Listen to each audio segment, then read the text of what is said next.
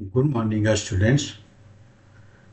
Today we will study about tense, aspect, and mood.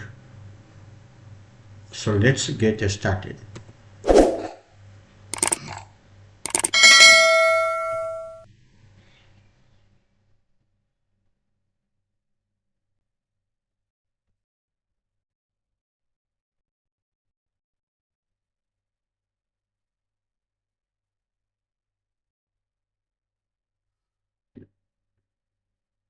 Tense, aspect, and mood. तो देखिए, tense मैंने पहले पढ़ा दिया हूँ, तो वो बहुत बेसिक है।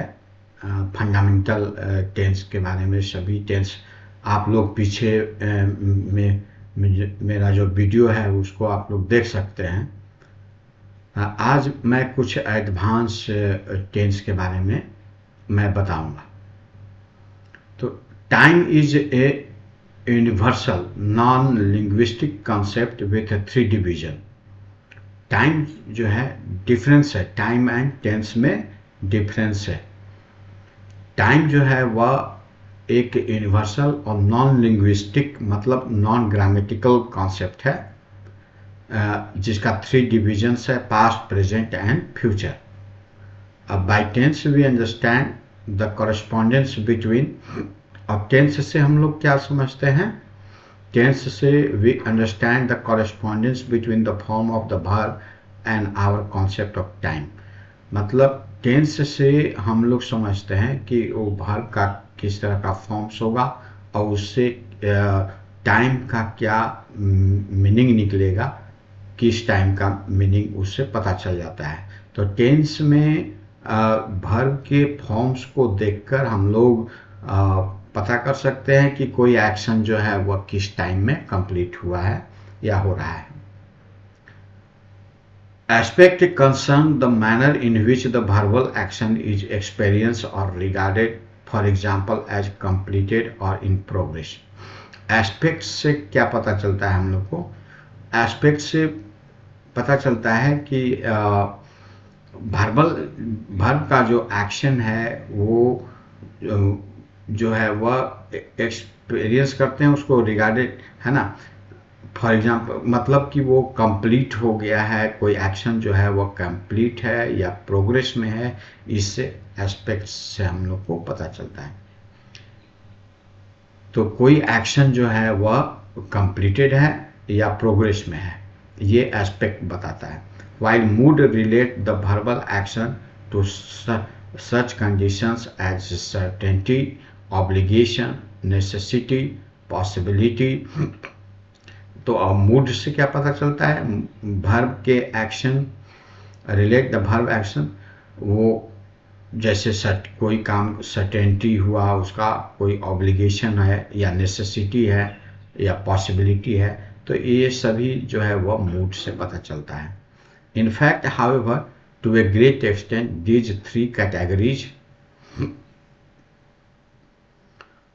Impinge on each other. मतलब ये जो तीनों जो कैटेगरीज है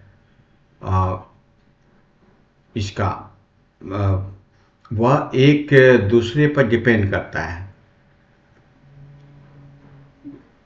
टाइम, ये tense, aspect and mood. In fact however to a great extent these 3 categories जो है वह जैसे टेंस हो गया, एस्पेक्ट हो गया, मूड हो गया। In fact however to a great extent these 3 category impinge on each other, एक दूसरे पर डिपेंड करता है। In particular the expression of time present and past cannot be considered separately from aspect and expression. In particular जो time का जो present और past है उसको हम लोग अलग एस्पेक्ट से उसको अलग नहीं कर सकते। And the expression of the future is closely bound up with mood. अब फ्यूचर का जो है वह बहुत क्लोजली बाउंड अप है मूड से, है ना। तो फ्यूचर जो है वो मूड से बाउंड अप है। मतलब फ्यूचर में जो है वो हम लोग मूड के बारे में जानते हैं।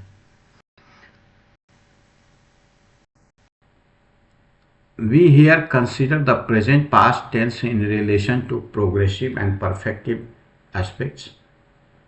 तो प्रोग्रेसिव एस्पेक्ट्स है and perfective aspects. The range can be seen in the sentence frame. एक ये सेंटेंस का एक फ्रेम है, जैसे आई हो गया, आई और यहाँ पर ब्लैंक है विथ ए स्पेशल पेन. यहाँ पर हम लोग को fill in the blank with the phrase having the verb write. और यहाँ राइट के साथ हम लोग यहाँ पर वर्ब जो है वो राइट है, और राइट के साथ इसको हम लोग यूज करेंगे. जैसे मान लीजिए कि ये सिंपल है, सिंपल प्रेजेंट. तो प्रेजेंट में देखिए, प्रेजेंट में सिंपल प्रेजेंट है तो उसमें राइट लिखेंगे. आई राइट यहाँ फिलअप होगा, I write with a special pen. और प्रोग्रेसिव में रहेगा तो I am writing with a special pen. ये प्रेजेंट टेंस का है. और पास्ट टेंस में देखिए, पास्ट टेंस में सभी आ जाता है. ये जितना भी यहाँ से यहाँ तक है ये सब पास्ट टेंस में ही आ जाता है. अब उसमें क्या क्या आ जाएगा, जैसे पास्ट टेंस आई तो इसमें फिलअप करेंगे वाज राइटिंग, है ना. और परफेक्टिव में अगर रहेगा तो प्रेजेंट परफेक्ट भी जो है वो पास्ट ही टाइम में आता है. प्रेजेंट परफेक्ट हो गया और पास्ट परफेक्ट हो गया. तो ये सब हो गया परफेक्टिव. ये ऊपर वाला जो था वो ये प्रोग्रेसिव था, प्रोग्रेसिव है. और परफेक्ट प्रोग्रेसिव में हो जाएगा हैव बीन राइटिंग. ये भी प्रेजेंट परफेक्ट में हो गया और had been writing past perfect में हो गया. तो ये पूरा यहाँ से लेके यहाँ तक जो है वह पास्ट टेंस है. पास्ट टेंस नहीं, पास्ट टाइम है. अब देखिए ये प्रेजेंट के बारे में हम लोग पढ़िए. We need to distinguish three basic types of a present.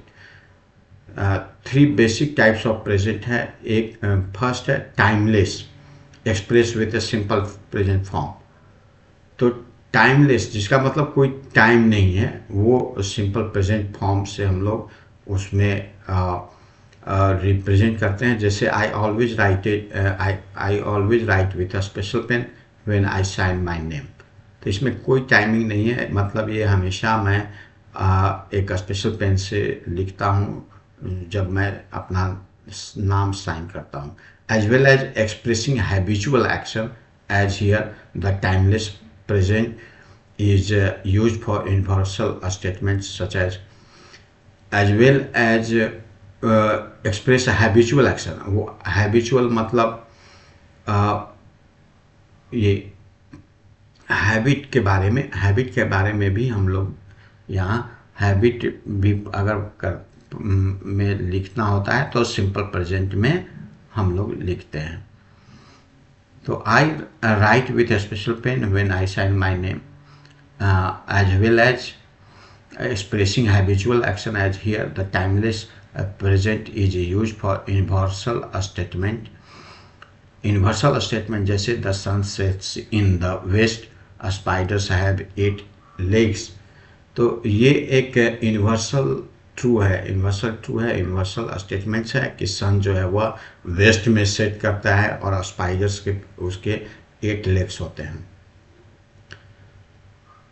तो ये पहला हो गया टाइमलेस. फिर है limited express with A present progressive. तो कोई लिमिटेशन मतलब कोई पर्टिकुलर टाइम पर लिमिटेशन है ना, लिमिटेड टाइम में वो हम लोग प्रेजेंट प्रोग्रेसिव में यूज करते हैं. जैसे I am writing on this occasion with a special pen since I have mislaid my ordinary pen. तो ये अभी मैं इस पेन से लिख रहा हूँ, स्पेशल पेन से, क्योंकि मेरा जो साधारण वाला पेन जो था वो खो गया है. तो यहाँ पर लिमिटेड है, लिमिटेड टाइम है, मतलब ये एक पर्टिकुलर टाइम के बारे में बता रहा है कि इस ओकेजन पर जो है वो हम लोग लिख रहे हैं। Normally he lives in London but at present he is living in Boston. तो यहाँ पर जो है वो अभी मतलब एट प्रेजेंट जो है वह ऐसे लंदन में रहता है, लेकिन अभी जो है वो प्रेजेंट में वो बॉस्टन में रहता है। तो in indicating that the action is viewed as in process and of indicating that the action is viewed as in process and of limited duration, the progressive can express incompleteness even with a verb like a stop whose action cannot in really have duration। तो action को हम लोग एक process में, है ना, process में देखते हैं या लिमिटेड ड्यूरेशन में देखा जाता है। तो प्रोग्रेसिव जो है वह एक एक्सप्रेस करता है इनकम्प्लीटनेस, मतलब कि वो एक्शन अभी पूरा कंप्लीट नहीं हुआ है।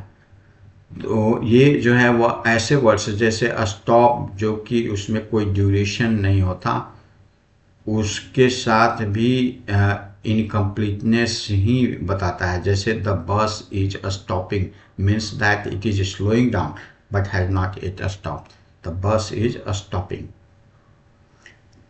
The progressive usually with an adverb of high frequency can also be used of a habitual action. So progressive usually with adverb of high frequency can also be with use of a habitual action conveying an emotional coloring such as irritation. जैसे he is always writing with a special pen।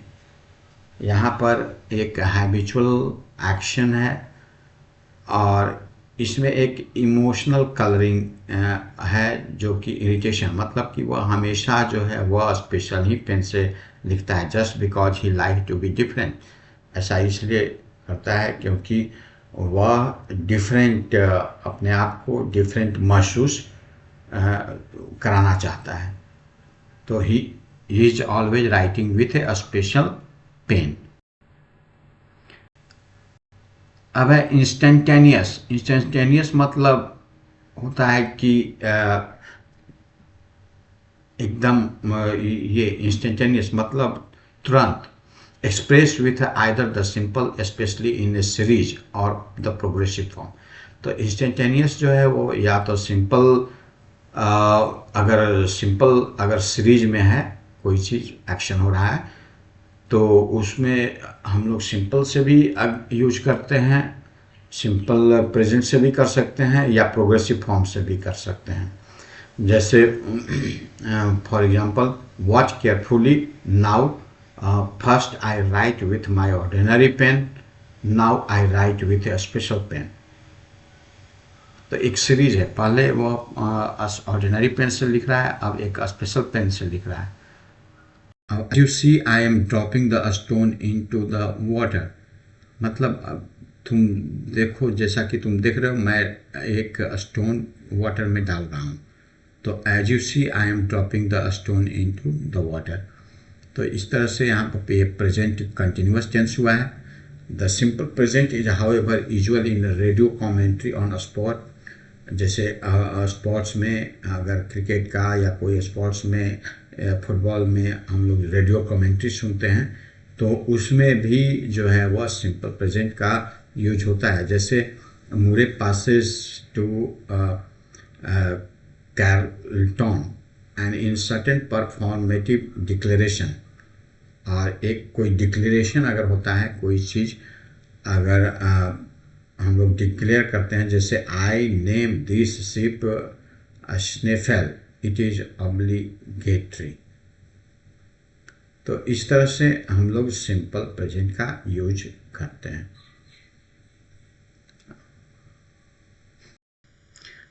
The verb keep on, go on have a similar function to normal progressive auxiliary be। तो keep on और go on, जैसे example, John keeps on asking silly questions। तो John goes on asking silly question। तो ये progressive auxiliary B वाला जो होता है, जैसे जॉन, इसका मीनिंग वही हुआ कि John is asking silly questions. तो इस तरह से इसको आप इस तरह से भी बना सकते हैं कि John keeps on asking silly question, John goes on asking silly questions, इस तरह से भी बना सकते हैं।